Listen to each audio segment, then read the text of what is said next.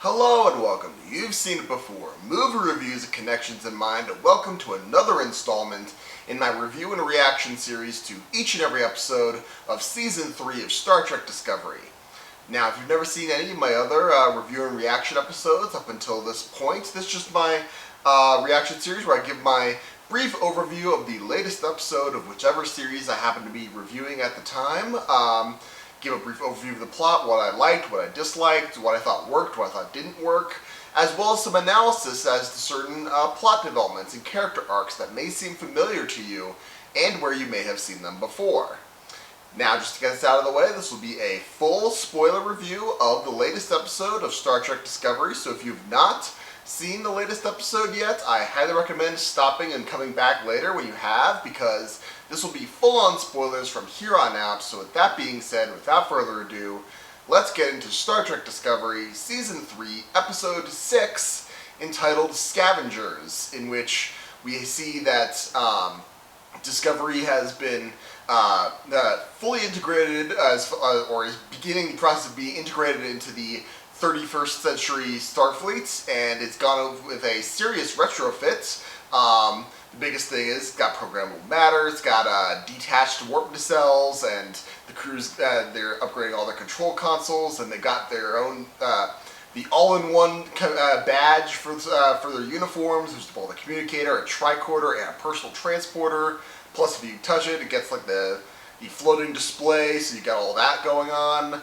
All these things are going on when Cleveland Booker's ship arrives without Booker, but with Grudge on board with a pre-recorded message saying that Book has discovered a black box from a ship that was destroyed during the burn on a planet where a bunch of the scavengers run by the Andorian Orion Syndicate are operating, and he sent the ship to Burnham because he wasn't back within 24 hours, but that was 3 weeks ago. So Burnham obviously assumes that the worst has happened to him, or he's been captured, and she wants to go off and both to save him and to retrieve the black box so that she can get another piece of information to figure out what exactly happened during the burn, how did it happen, and determine the cause. And because she's convinced that without determining how the burn happened, that the Federation will never actually recover and become one again. However, Saru is balancing the issue of because even though Discovery is now part of the Starfleets, they're still under a certain scrutiny, and because they're the only ship that can jump anywhere in the galaxy in an instant, they're the rapid response team. A lot of scrutiny on Saru and Discovery at this point from the Admiralty, and they are not. He doesn't want to take any chance of that, and so he denies Burnham the opportunity to go on the mission. But she ends up going anyway with Giorgio in tow, and they take Book's ship. They go to this planet, and of course, Book has been conscripted or into as a laborer on this by the crime syndicates. He's got the thing on the back of his neck that is basically if you pass the perimeter guard, your head blows up. So they have to go in and retrieve the black box and do all these things, which they eventually do. They are able to free Book and free all the other prisoners in this camp, and they're able to escape. But Giorgio, it seems, is having some issues, and she's having some, ever since her encounter with that interrogator from an episode or two ago, she's been having, it's revealed that she seems to be having flashbacks to a traumatic incident from her past, where it seems like she ended up killing her son, or her son was killed. Like she's leaning over a body saying, "My son," with blood on her hands. She's at a Terran dagger lying there. So apparently this is wreaking a lot more havoc on her than she thinks, because she ends up passing out at one point. It's causing her to basically go catatonic for brief moments of time. So this is definitely going to be an issue going forward.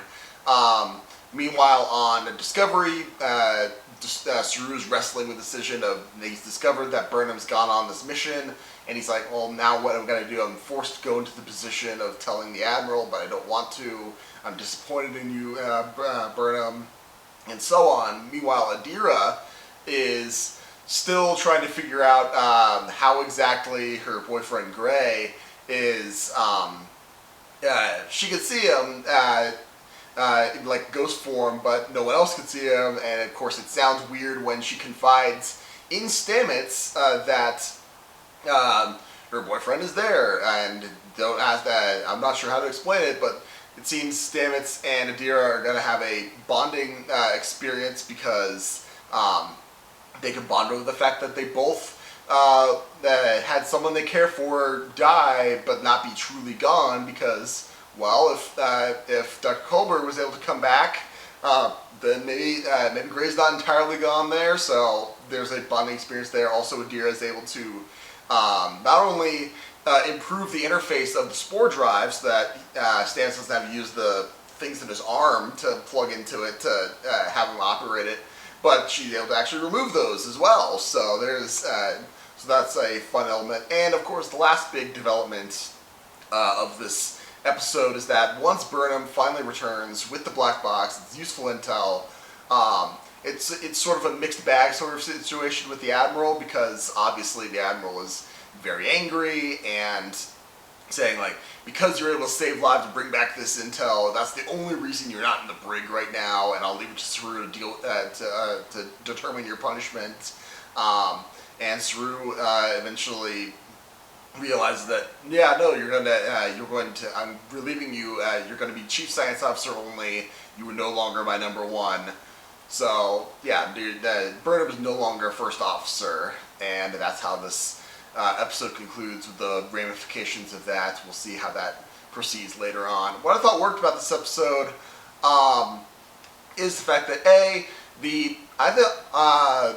the B story, the moments with Stamets and Adira, I mean, those are great. That was a great connection. I think that's going to be interesting dynamic. The fact that Adira's only 16, they say in the episode, it's like, it almost seems like they're starting to develop that into like a better version of what Wesley Crusher's character was supposed to be in the Next Generation. So I think that's going to be a useful thing later on. Also, they're starting to dive a little bit more into the pseudo mother-daughter relationship between Georgiou and Burnham, and Georgiou is vulnerable at this point, and that's an interesting parallel. And how does a Terran who is pretty vicious normally, and they see any vulnerability as basically a death sentence, that how's she going to deal with that? I mean, they're not in the Terran, the mirror universe, so how's that going to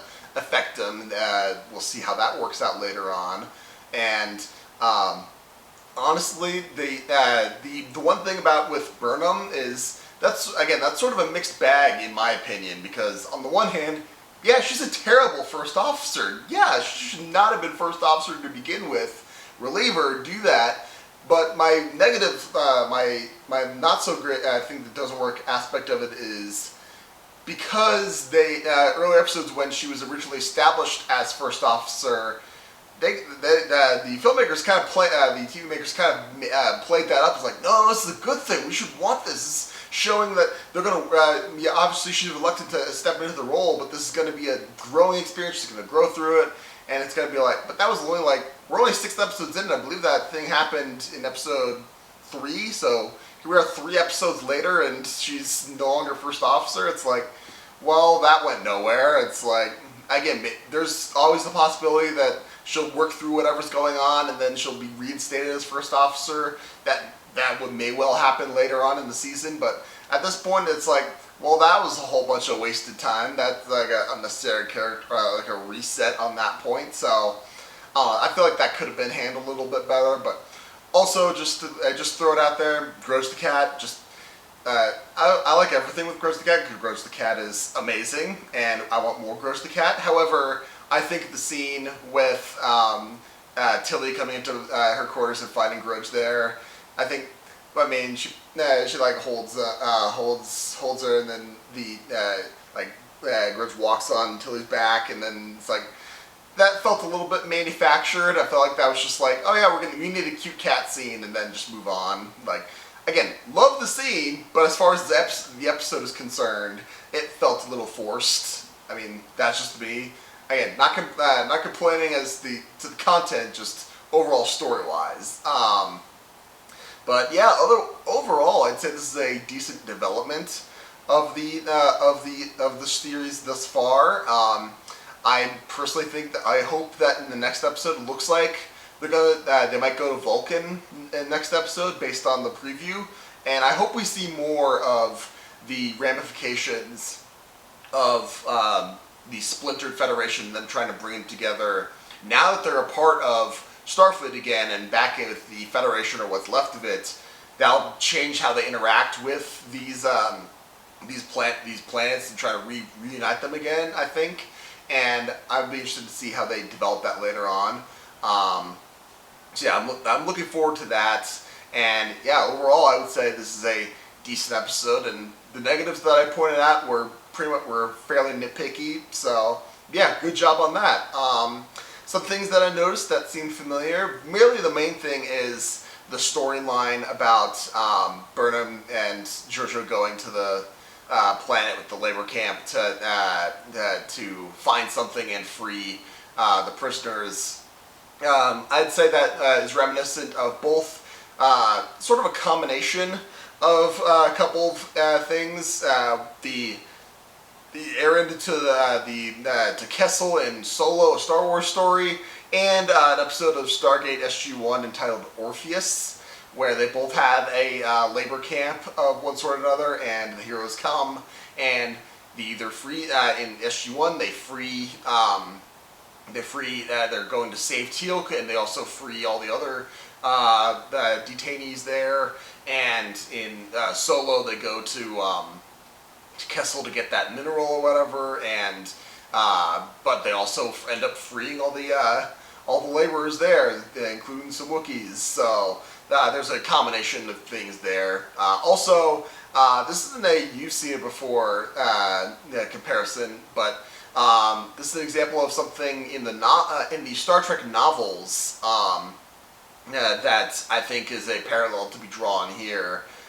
Namely, Adira's relationship with Gray, or Spirit Gray, as it were, where she's having a conversation with Gray, but no one else could see her, but Gray's also kind of like pushing Adira to form new friends in the real world and move on from the tragedy. It's sort of like a visual representation of the grieving process.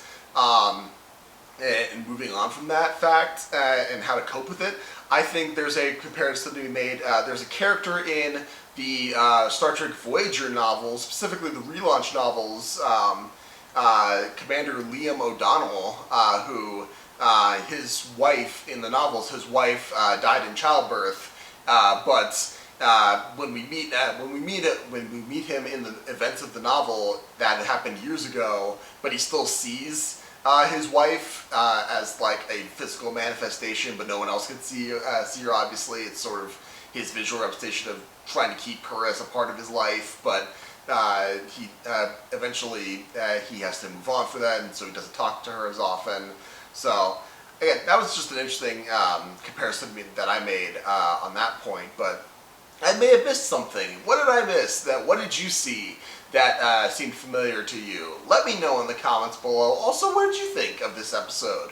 Did you like it? Did you not like it? Again, let me know in the comments down below. Thank you so much for watching. I appreciate whatever audience I can get. Be sure to tune in next week for my next reaction to Star Trek Discovery Season 3. Also, put it on your calendars now. The Warner Brothers has confirmed that they're going to be releasing Wonder Woman 1984 on December 25th, both in theaters and on HBO Max. I will be seeing that on December 25th, and I will be getting a review as soon as I can of that there. So be sure to look for that before the end of this year. Yeah, look for that on my channel. And if you liked this video or any other video on my channel, please give me a like, share, and especially subscribe. I'd very much appreciate it. You guys are the best. Thank you so much for watching. But just remember, there is nothing new under the sun. And yes, you have seen it before.